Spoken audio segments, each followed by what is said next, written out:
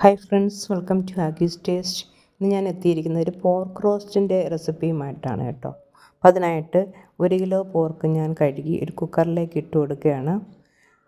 ഇനി ഇതിൽ കുറച്ച് പൊടികളൊക്കെ ചേർത്ത് നമുക്കൊന്ന് ഇതിനെ ഒന്ന് വേവിച്ചെടുക്കണം കേട്ടോ.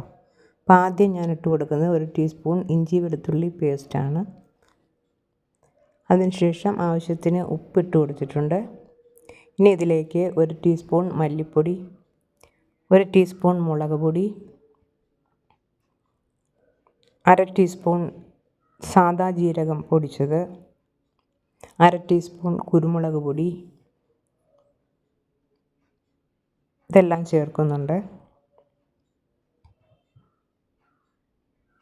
ഇനി ഇതിലേക്ക് നമുക്ക് 1 ടീസ്പൂൺ ഓയിൽ ഒഴിച്ചു കൊടുക്കണം.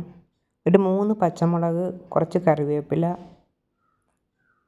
ഇട്ട് കൊടുത്തിട്ടുണ്ട്. 1 ടീസ്പൂൺ ഓയിൽ ഒഴിച്ചു കൊടുത്തിട്ടുണ്ട്. ഇനി ഇതിലേക്ക് ഒരു ചെറിയ സവാള അരിഞ്ഞത് കൂടി ചേർത്ത് കൊടുക്കുക. ഇനി അടുത്തതായിട്ട് ഇതിലേക്ക് ചേർക്കാൻ പോകുന്നത് 1 ടീസ്പൂൺ സോയാ സോസാണ്. ഇനി ഇതെല്ലാം കൂടെ നല്ലതുപോലെ ഒന്ന് ഞെരടി യോജിപ്പിക്കണം.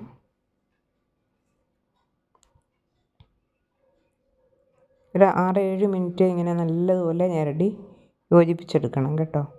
ഇതിപ്പം ഞാൻ അല്ല ഇതിൽ ഞെരടുന്നത്, മോളാണ്. ഞാൻ ഈ ഇറച്ചി തൊടത്തില്ല കേട്ടോ. പന്നി ഇറച്ചി കഴിക്കത്തുമില്ല, തൊടത്തുമില്ല. അപ്പോൾ അവളുടെ പാചകമാണ് ഇന്ന് നടക്കുന്നത് കേട്ടോ. ഞാനൊരു ഹെൽപ്പറായിട്ട് നിൽക്കുന്നതേ ഉള്ളേ. എല്ലാം അരിഞ്ഞൊക്കെ കൊടുത്തു, പറഞ്ഞൊക്കെ കൊടുത്ത് ഇങ്ങനെ നിൽക്കുകയാണ്. അപ്പോൾ ഇതിനെ ഒരു 15 മിനിറ്റ് നമുക്ക് കുക്കറിൽ വെച്ച് വേവിച്ചെടുക്കാം.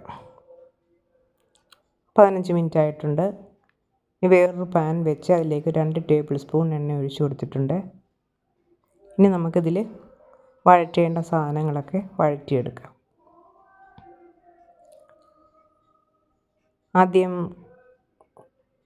ഒരു വെളുത്തുള്ളി, ഞാനിങ്ങനെ 1 കുടം വെളുത്തുള്ളി അരിഞ്ഞു വെച്ചിട്ടുണ്ട്, അത് ഞാൻ ഇട്ട് കൊടുക്കുകയാണ്. പിന്നെ ഒരു കഷ്ണം ഇഞ്ചിയുണ്ട് നീളത്തിൽ അരിഞ്ഞത്, അതുകൂടി ചേർത്ത് കൊടുക്കുന്നു. പിന്നെ ഒരു 2-3 പച്ചമുളകും ഉണ്ട്, അതും നമുക്ക് ചേർത്ത് കൊടുക്കാം.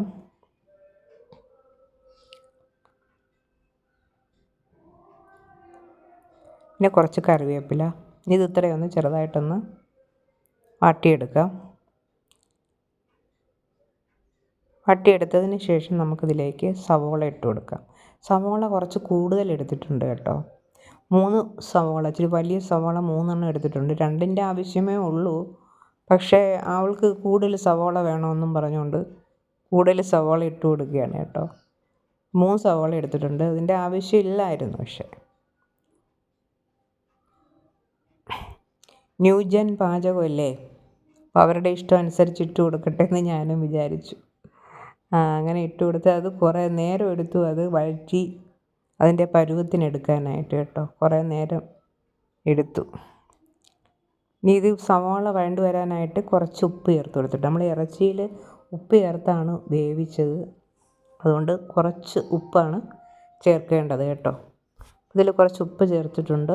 നല്ലതുപോലെ ഒന്ന് വഴറ്റിയെടുക്കുക. ഇത് കുറച്ച് സമയം എടുക്കും ഇത് വഴറ്റി വരാനായിട്ട്. സവാള കൂടുതലില്ലേ, അതുകൊണ്ട് കുറച്ച് സമയം എടുക്കും വഴറ്റിയെടുക്കാൻ.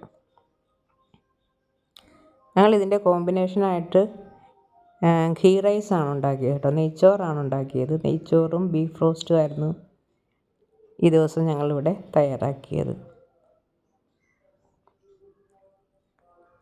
വഴണ്ടിട്ടില്ല, ഇനിയും വഴന്ന് വരാനുണ്ട് കേട്ടോ.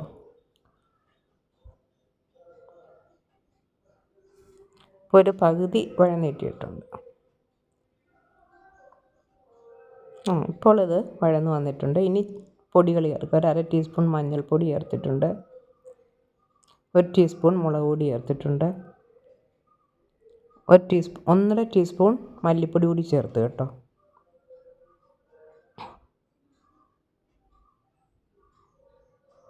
അതെല്ലാം കൂടെ നല്ലതുപോലെ ഒന്ന് മിക്സ് ചെയ്തിട്ട് അരിഞ്ഞ് വെച്ചിരിക്കുന്ന തക്കാളി ഉണ്ടല്ലോ, വലിയ തക്കാളിയാണ് 2 എണ്ണം ചേർത്തിരിക്കുന്നത് കേട്ടോ. വലിയ 2 തക്കാളി ചേർത്ത് അതിനി വഴന്ന് വരണം. നല്ല തക്കാളി വെന്ത് ഉടഞ്ഞ് കിട്ടണം. അതുവരെ ഇതിനെ നല്ലതുപോലെ ഒന്ന് ഇളക്കി കൊടുക്കാം.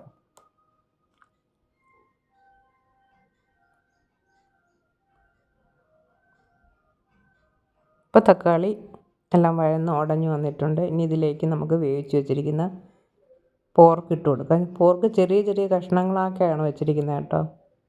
ഇനി അതിലേക്ക് വീണ്ടും ഒരു 1/2 ടീസ്പൂൺ ജീരകപ്പൊടി കൂടി ഇട്ട് കൊടുത്തു. 1/2 ടീസ്പൂൺ കുരുമുളക് പൊടി ഇട്ട് കൊടുത്തു. ലാസ്റ്റ് 1 ടീസ്പൂൺ സോയാ സോസ് കൂടി ചേർക്കുന്നുണ്ട് കേട്ടോ. സോയാ സോസും ചേർത്ത് ഇപ്പോൾ നമ്മുടെ പോർക്ക് റോസ്റ്റ് അങ്ങനെ റെഡി ആയിട്ടുണ്ട്. അടിപൊളി ടേസ്റ്റുള്ള റോസ്റ്റാണ്. അപ്പോൾ എല്ലാവരും ഇത് ട്രൈ ചെയ്ത് നോക്കുക. ഇഷ്ടപ്പെടുന്നതിൽ ലൈക്ക് ചെയ്യുക, ഷെയർ ചെയ്യുക, കമൻറ്റ് ചെയ്യുക, ചാനൽ സബ്സ്ക്രൈബ് ചെയ്യുക. Okay, thank you.